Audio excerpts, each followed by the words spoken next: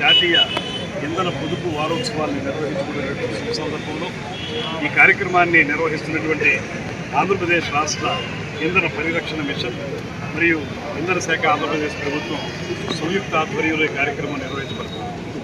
ముఖ్యంగా ఇంధన పొదుపు అనేటువంటిది ఇవాళ మనకున్నటువంటి అవసరాలను దృష్టిలో పెట్టుకుంటే చాలా అవసరమైనటువంటిది.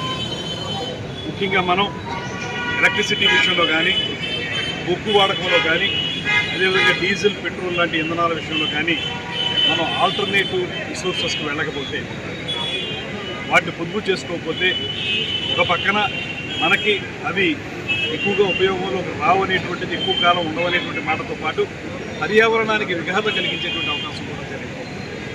కార్బన్ డైఆక్సైడ్ బాగా రిలీజ్ కావడం వల్ల అవి వాడటంతో అందుకే ఇవాళ మన అందరం ఒక పక్కన ఇంధన పొదుపులు చేస్తూనే మరో పక్కన రెన్యూవబుల్ ఎనర్జీస్ని డెవలప్ చేసుకోవాలి.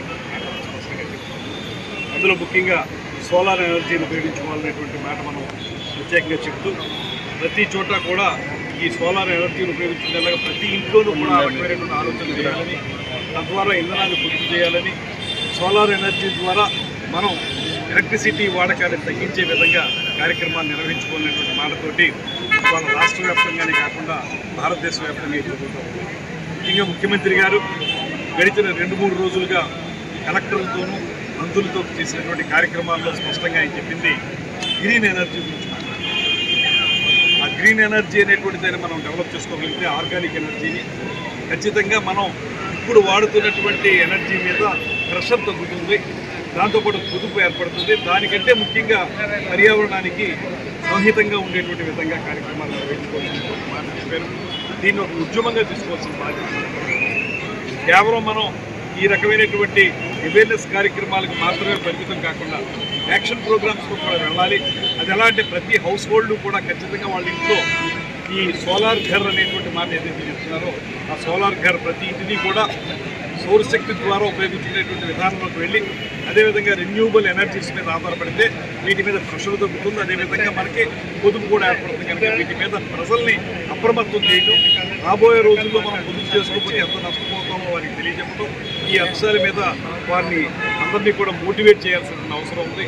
దాన్ని ట్రాన్స్పోర్ట్ డిపార్ట్మెంట్ వారు, అదేవిధంగా రాజకీయాల్లో ఉన్న మాలాంటి వాళ్ళం, అధికారులు అందరూ కలిసి సమీకృతంగా ప్రజల్ని ఏకోన్ముఖులు చేసే విషయంలో కృషి చేయాలనేటువంటి మాటని సందర్భంగా తెలియజేస్తూ ఖచ్చితంగా రాబోయే రోజుల్లో ఆంధ్రప్రదేశ్ వరకు మాత్రం మనం 100% మన ముఖ్యమంత్రి గారు, ఉప ముఖ్యమంత్రి గారి యొక్క విజన్ను దృష్టిలో పెట్టుకుంటే మనం 100% గ్రీన్ ఎనర్జీ మీదకి వెళ్ళేదానికి అవకాశం ఉంది. ఆ కార్యక్రమాలు చేపడదామనేటువంటి మాటని మరొకసారి తెలియజేసుకుంటూ సెలవు చేసుకుంటాం. ఏంటంటే ఇంధన పొదుపు మీద అవగాహన అనేది ప్రతి ఒక్కరికి కలిగించాలి అని ఆఫీసెస్, ఆర్గనైజేషన్స్, వాటిలో కూడా మనం నిన్ననే మిషన్ 2047 డాక్యుమెంట్ కూడా రిలీజ్ చేయడం జరిగింది.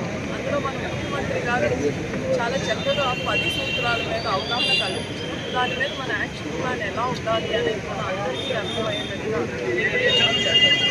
ఆ 10 సూత్రాల్లో ఇంధన పొదుపు కూడా అంటే రేపొద్దున మనకి ఎంత డెవలప్మెంట్ చేయాలి అని అనుకున్నా మనకి ఎనర్జీ రిసోర్సెస్ కానీ లేకపోతే మన డెవలప్మెంట్కి సంబంధించిన కథలు సహకారం అనేది జరిగింది. సో ఆ ఇంధన పొదుపు అనేది మనం ఎనర్జీని ఎప్పటికప్పుడు మనం ప్రొడ్యూస్ చేసుకోవడమే కాకుండా దాన్ని రీన్యూ ఎనర్జీస్ కూడా మనం ఐడెంటిఫై చేసుకోవాలి. అలాగే మన దగ్గర ఉన్న ఎనర్జీ సోర్సెస్ కూడా చాలా పొదుపుగా వాడుకోవాలి. మనందరికీ తెలిసిన విషయమే, ఒక యూనిట్ని సేవ్ చేయడం అనేది 2 యూనిట్లకి ప్రొడక్ట్ చేసినంత వాల్యూ అనేది ఉంది.